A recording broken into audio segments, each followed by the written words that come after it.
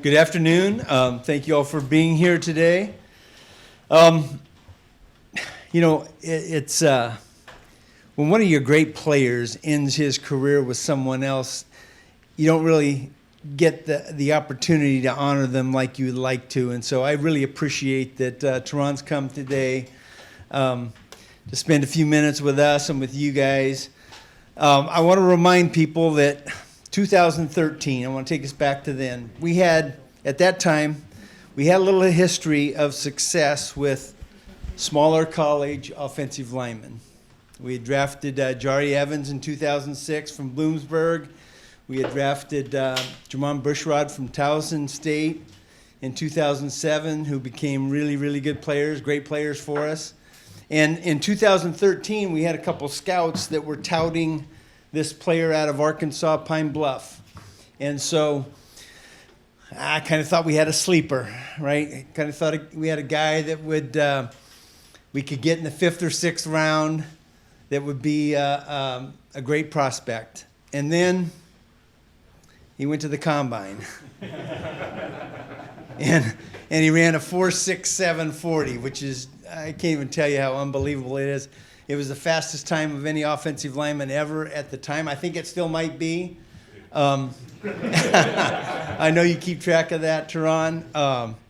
But beyond that, look, he bench pressed 31 times, 31 reps, and he vertical jumped 34 inches, which is, again, these are just remarkable numbers. So point being, he no longer was under the radar. And we ended up drafting him in the 3rd round. By the end of, I think, probably last 4 games of his rookie season, he became a starter for us. And then for that 9 years that he played for us, we just never worried about left tackle.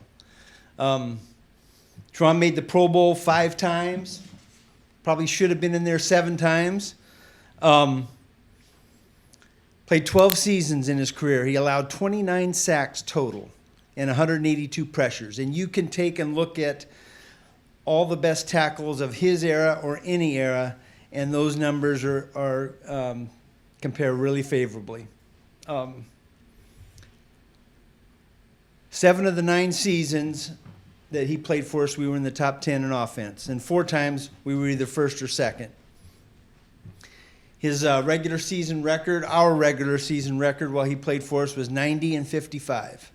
And it's no small accident that Terron was our left tackle for that whole time.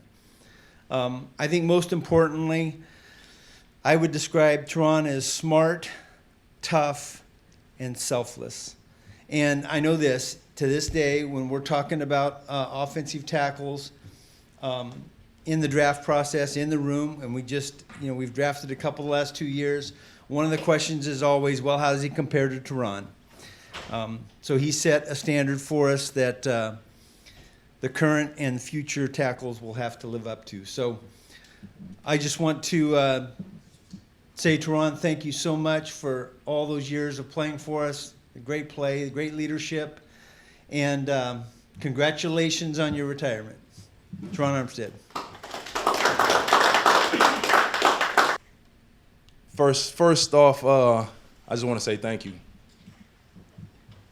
I'm going to try not to cry. This is really serious and can be really emotional for me, from where I come from and what I've been through in my life, to be here today, to have this time, to be amongst you all. Mrs. B, thank you, truly. Dennis, Mickey, Sean Payton, so many others, thank you. I truly, truly appreciate you for changing my life and my family's life, allowing me to have a chance to change our lineage, the meaning of our last name. Got my father here in the front, Samuel Armstead. We're proud of our last name. That Armstead name, and it came through this building, and it came through this city. I cannot express enough how grateful and appreciative I am for the opportunity for the belief.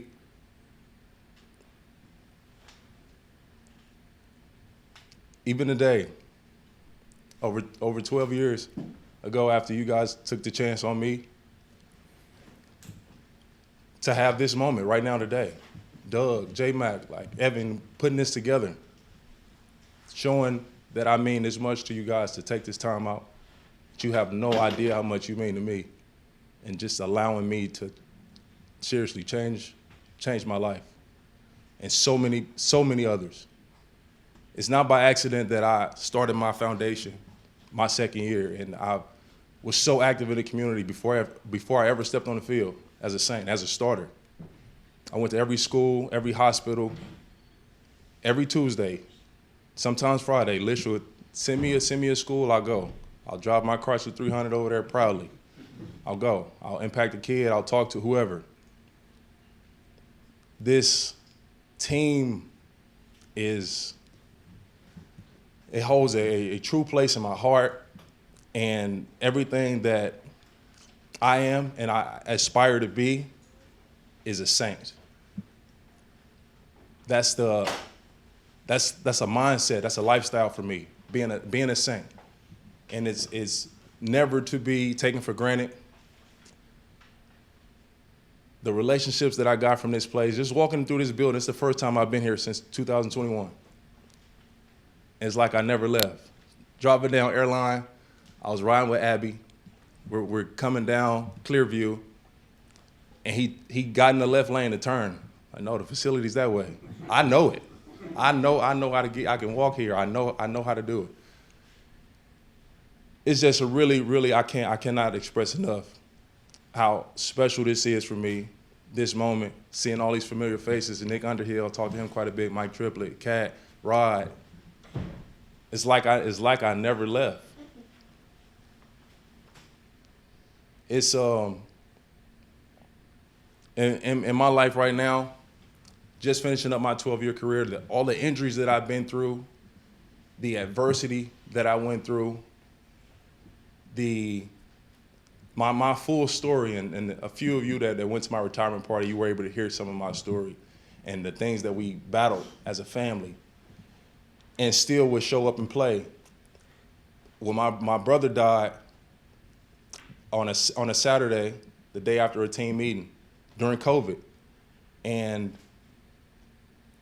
the league wouldn't let me go to the funeral because I couldn't fly. You can't fly on commercial planes. If I went to the funeral, I wouldn't be able to play in the game. And Mrs. Benson let me use her plane. And not only did she let me use her plane, Sean Payton, Alvin Kamara, Dan Roshar, Latavius Murray, they came with me to the funeral. The hardest time of my life. That's different. That's not just football. That's not just an NFL team. That is a family. That moment is deeper than the sport. I cannot express enough my gratitude, Mrs. Benson. I cannot, seriously. That game, after he died, I went to the funeral, and we came back. We landed the night before the game, and in the locker room, I get to the stadium. In the locker room, I just cried. I cried the entire time before the game. I was a captain, so I'll go out there for the coin toss. I'm crying. The other team see me. I don't care. After every series, I come off to the sideline, and I just break down. And it started as AK and Latavius, the O-line, they'll surround me. By the end of the game, after every series, the entire team was just surrounding me on the sideline. We'll go out, and we won the game. We beat the 49ers.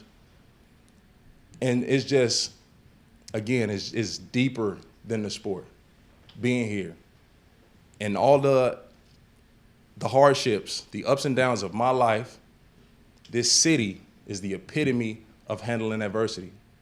It's the reason why I was able to battle the injuries. And I get the labels, he's injury prone, whatever. Shut up. I'm resilient. I'm resilient. It comes from this city. This city has been through tragedy. But this city celebrates in spite of in the face of heartbreak. I adopted that. And it's the reason why I was able to play for 12 years. My career is supposed to have been over in 3, 4 knee surgeries. Mickey flew me to Germany to help my knee, flew me to New York, flew me to LA. Still couldn't figure it out. Still played. On one leg. This knee is the reason I'm done right now today. I have to get it replaced. There's no surgery that can be done, nothing. I still played. It's from this city, is why. The resilience, the ability to fight and battle through anything comes from New Orleans. So I'm proud to be here today. I'm proud to be represented as a Saint. I'm proud to be, I'm happy. I'm fighting these tears right now, like I am. Again, my gratitude is deep. Anything I could ever do for you guys, for this team, for this organization, for this city, I'm here. One day, through my play, I'll be in the Saints Hall of Fame. I pray I get in the Ring of Honor too. Put me up there. But with no expectation of any of that, you have done more than enough for me and my family. If we had more time, I would get into my story, but I don't see any Kleenex around, and you guys would be crying. So to everyone here, everyone in this building, in this roof, under this square footage, even the guys out there practicing right now, I love you all. I thank you all. This is incredible for me, for my family. Sunday will be great. The Who Dat chant, I'll be ready to play. I can't play, not very well anymore, but just that energy of the city is contagious. It's electric. It's gonna be amazing. So again, thank you all. And you got some questions for me? Let me know.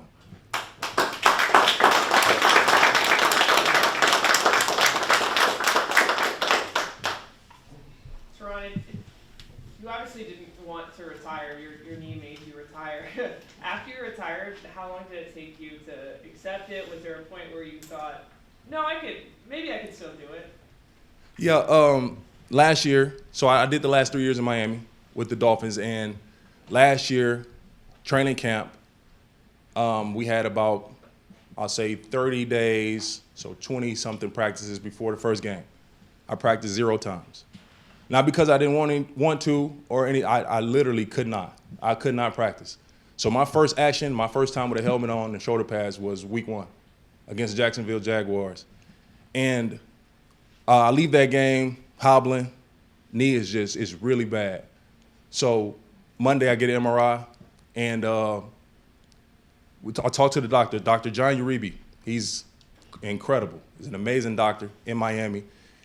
And Uribe, we go over the MRI. He said, listen, Terron, you need a knee replacement. There isn't an injection I can give you. There isn't any surgery. You need to replace his knee. This is week 1. I played 15 games last year.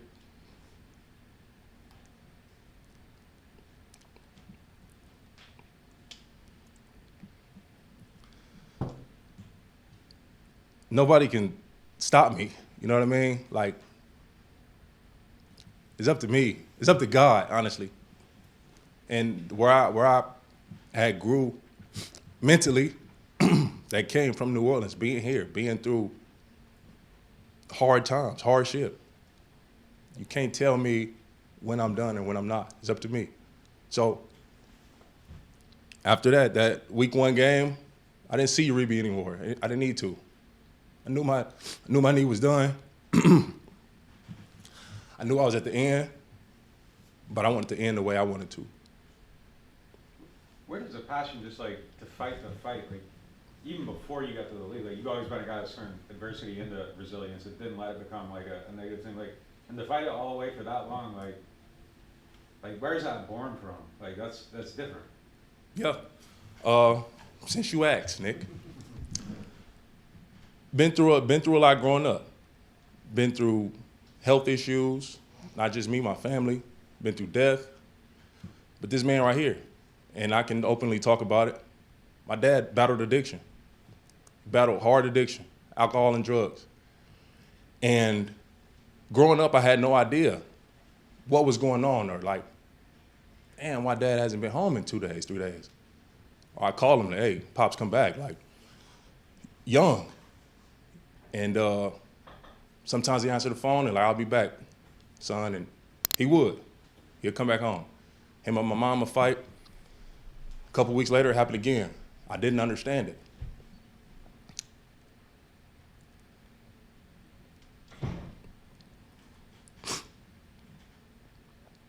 As I got older, my mom started to open up a little more about his situation, about Pop's situation and the addiction that he was battling. But we would go look for him. Hole-in-the-wall houses, abandoned buildings. And I wouldn't go in, of course, just sit outside, but over time I started to see what he was going through, but I still didn't understand. I became upset with him. I was mad at him. It's like, how could you, strongest man in my life, like superhero to me, how could you be taken by something of this world, you know? So I went on to college, mad at him, pissed off at him. And it drove me through college. I wanted to be better than him. I wanted to be, I'm stronger than him, mentally stronger than him. That's like what drove me through college. I get to the pro, and I'm still talking to him. We building a relationship back. I get drafted to New Orleans in 2013. Pops is living, I'm not even sure, some part of Louisiana. I get drafted here. He comes up. He lives with me. And my rookie year is challenging. I'm not playing. It's my first year not being on the field during game day, so I'm struggling with that mentally. So I finally starting late in my rookie year. Everything's going well. It's going great. Second year, third year is going well. All of a sudden, I started to see changes in him. And I would have fans DM me on Instagram, on Twitter. I saw your dad down in New Orleans with such and such, doing such and such. I act like I didn't see it. I'll be driving to a game, reading the messages. I gotta go play. I gotta go perform. One night in particular, we go to O-line dinner, and I come back from O-line dinner, and Pops is watching my kids at home. I walk in the house, 9:30, 10 o'clock. My twin girls come to the door. Daddy, something's wrong with Pops. Something's wrong with him. He's not himself. He's not responding. I go look at him. He's laying on the couch. He's out of it. And I send the kids upstairs like, Pops is just tired. Y'all go to bed. He's sleepy. Y'all go upstairs, go to bed. I sit down next to him. He has no idea I'm there. And I just cried.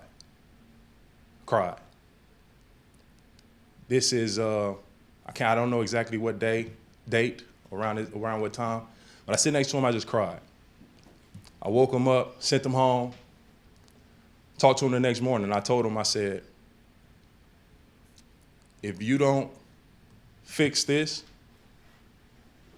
fight this, combat this, you will never see me or my kids again. He's been clean since that day.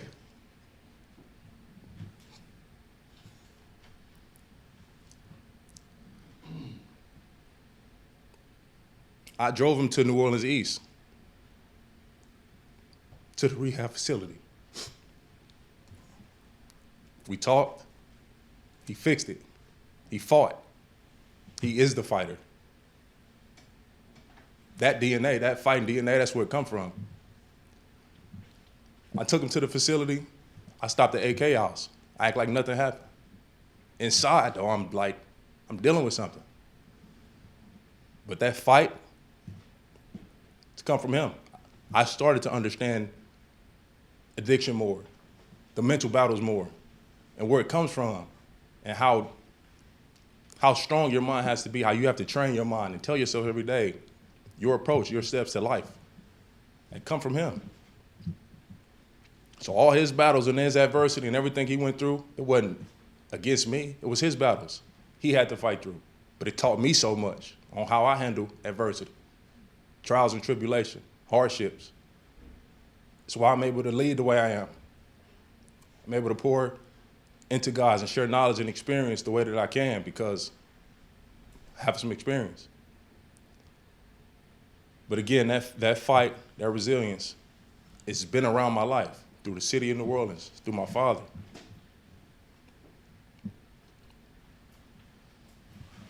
Appreciate it. That's your last question, Nick. Hey, Terron, what's your message to somebody, like, if a kid wants to do what would you be your message to them? Say it again, Rod. What would be your message to, like, somebody else who's coming from, a kid coming from a similar background? Yeah. Everything that happens in your life makes you who you are. You know what I mean? Like we're constantly molded every day through our experiences, through our conversations, through our relationships. Anything that happens to us is a part of life and it's supposed to happen, but our responses is our control. Like how you respond to adversity, hardships, where you come from, what you can create from your situation is the special part. That's your story. So no matter the situation in front of you, the circumstances being presented, it's all about the response. So you could, we all face tough challenges. No matter what you do for a living, no matter how much money you have, we all come with problems. People we love have health issues. We deal with death. We all do. It's all about how you respond. So for me, like talking to somebody and coming from those type of backgrounds, storm don't last always. Sun comes out. But you got to keep going, keep doing things the right way, doing the right things right. But it's all about your response to any and every situation. Is that book coming? One day. One day. I was going to ask similarly, even when you were playing, you had your hand in everything. Like, Yeah. How have you tried to organize your thoughts about what you want to do next and prioritize? Like, I mean, Yeah. do you have a path yet, or is it hard to narrow it down? It is, Mike. It's hard. It's hard to narrow down because I do feel like I have a lot to offer through my knowledge and experience and the work that I've done too to improve my mental capacity and my knowledge in a lot of different areas. Going to Miami helped me to see another world. You know what I mean? So then I started to travel abroad more and learn more about different cultures and different businesses and industries. So now I'm heavily involved in so many different things. I think that's a joy of life, really, to find interest, seek knowledge in different areas, dabble in it. Some things I really like, some things I got started in, I'll never do it again. You know, so some businesses, investments that I've done did well, some not so much. But I think just for me, like I have a lot of things that I'm interested in. I have a lot of talent and experience and knowledge to give. So as many ways and opportunities I can to give that, I try to be in those spaces. So I'm here in the back. When you got the notification or you were notified that you would be legend of the game, what was your immediate reaction? What? What were you doing, if you don't mind sharing? Yeah.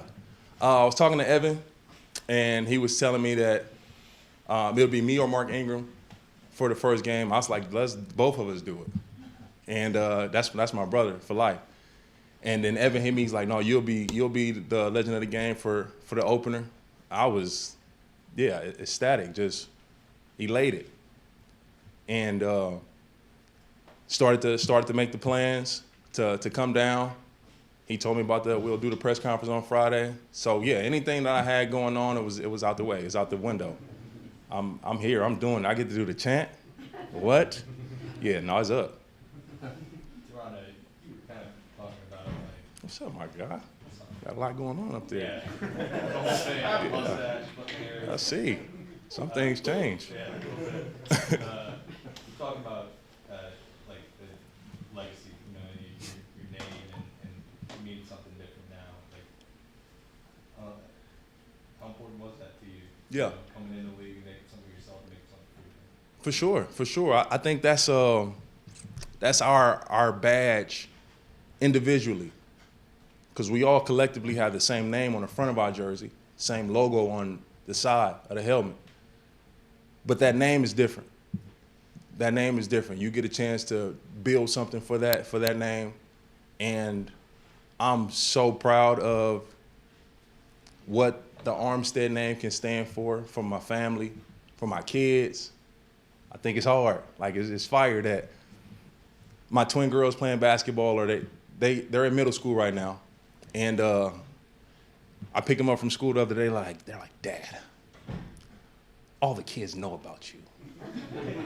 They won't leave us alone. They keep asking questions. Are you coming up here? Can I get an autograph? I'm like, I can't stand it. I love it. I love it. Isn't it nice that your dad wasn't trash on the field? Like, he was nice. You know what I mean? Like, they're talking good, you know? So for them, they have fun with it.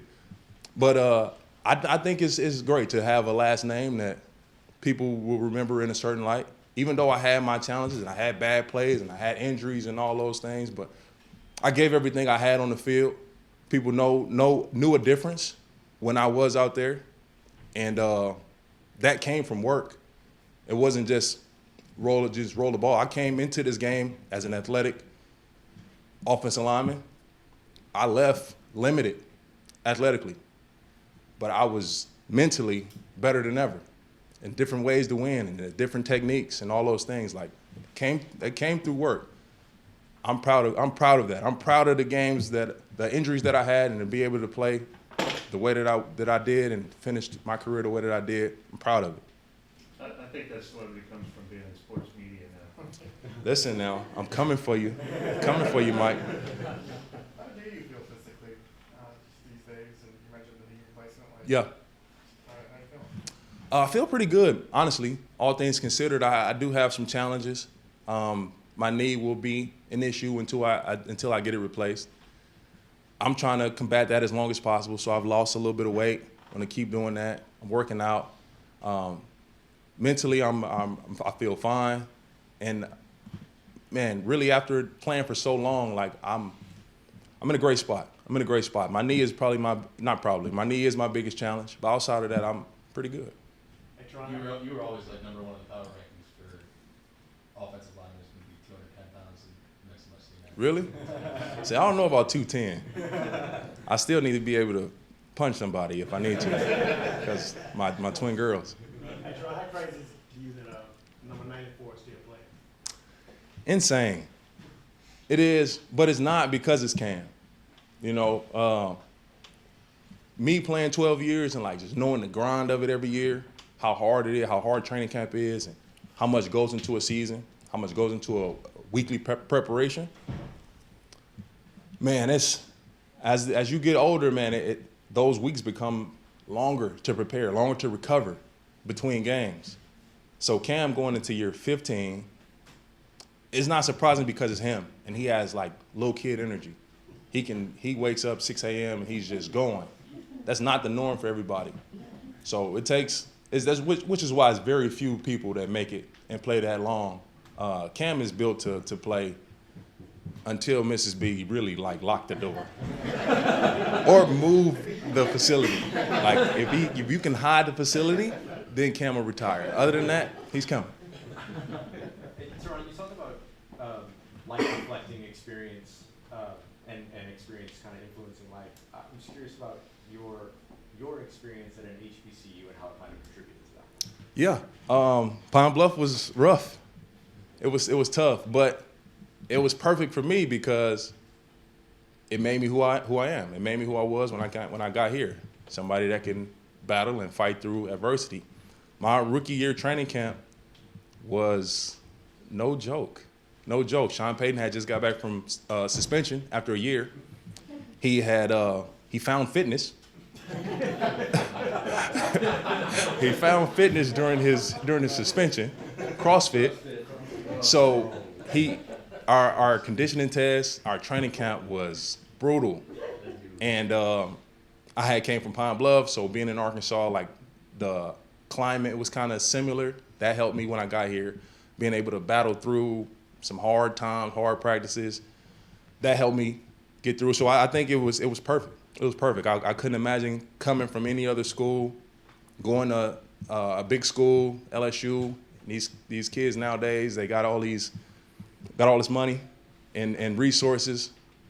They're coming in a little softer nowadays. So I did not. I came in a little rough around the edges, and it boded well for me because Sean was on one in 2013. He was on one. Terron, did you play? I'm sorry. I would say you mentioned your legacy and your leadership.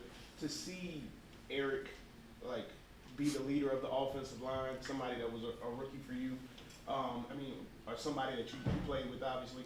How cool maybe is that? I love it. That's what I can leave the game with. Unfortunately, I didn't get a ring, and that was my goal. Like that was number one. I had so many dreams and thoughts of a parade here.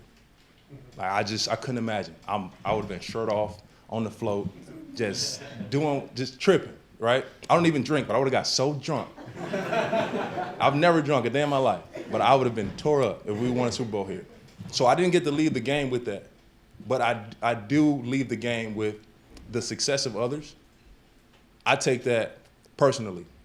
Eric McCoy being a captain, getting his new contract, being a Pro Bowler. I helped mold Eric step by step, like hand to hand. I taught him the ways to do this and handle this problem and how to address certain players. You have to take the time out outside of this building to get to know people personally so you know how to lead them. You know how to respond to leadership.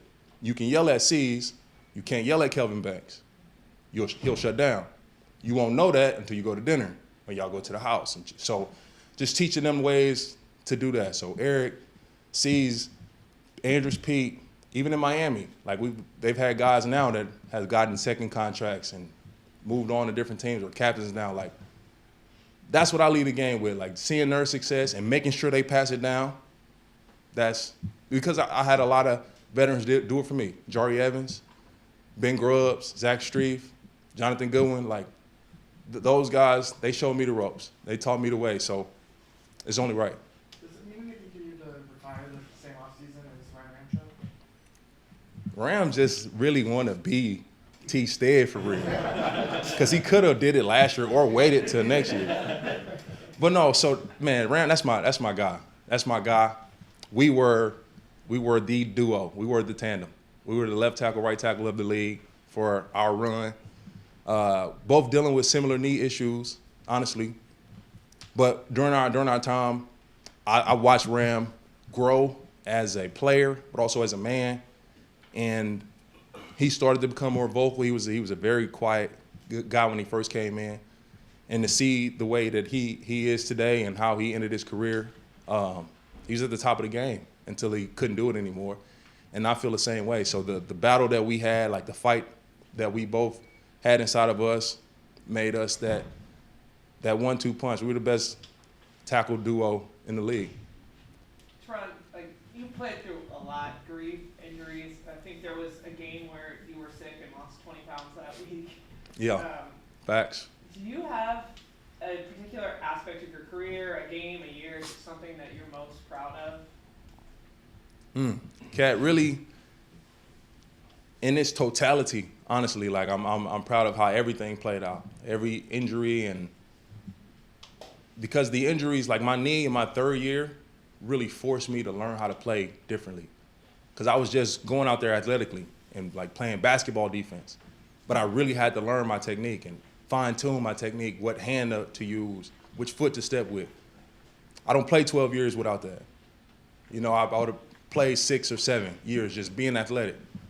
But just really that dialing me back and having to learn all the techniques. But we had so many moments here in New Orleans that I'm really, really proud of. It's hard to pick one moment. Honestly, it is. Every year I can pick 4 or 5 different pivotal moments in the season, and it made it what it was. So I can't really pinpoint one. You've seen Kelvin Banks maybe on film, Yeah. through the preseason. What's your thought of him? And then, like, if you had to give him advice going into his first career start, what would it be? He's fire. He's impressive. I've watched every snap so far. He has elite traits. His set, his get off is consistent. his feet, small steps. He's in great balance. His contact balance is incredible. His strike timing is fire to see as a rookie.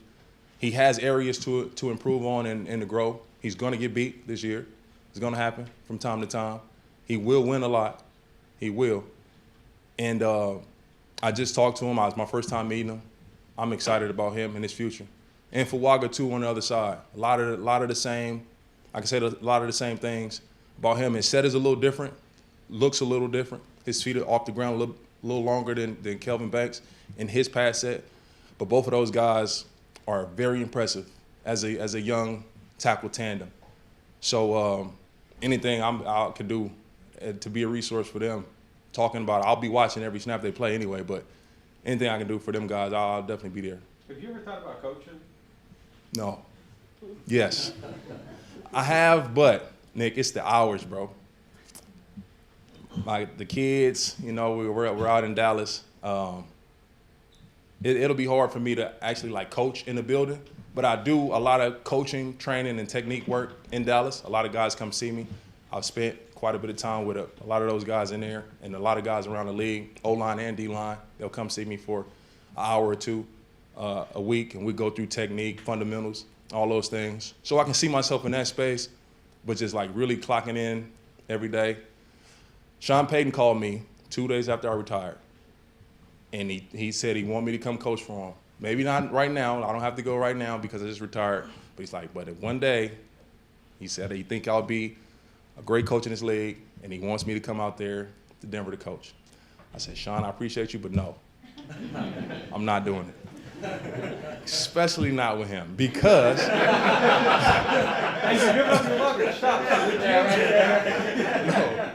his hours are just, no, that's not for me. No. Hey, Terron, what do you like in the stands when you're watching your girls play ball? Like you? Yeah. I try to chill, Rod, I do. I try to chill. But humbly speaking, they're nice. My girls are pretty good. So their team is pretty good. They play high-level competition. So I've been around now so much. I know the plays. I know where they're supposed to be. Trinity, get over there. You know what I mean? So I try to keep it cool, but at times it comes out. But it's fun. I have so much fun, enjoy watching my girls play, watching them compete, seeing their growth and development. It's fulfilling. Thank you.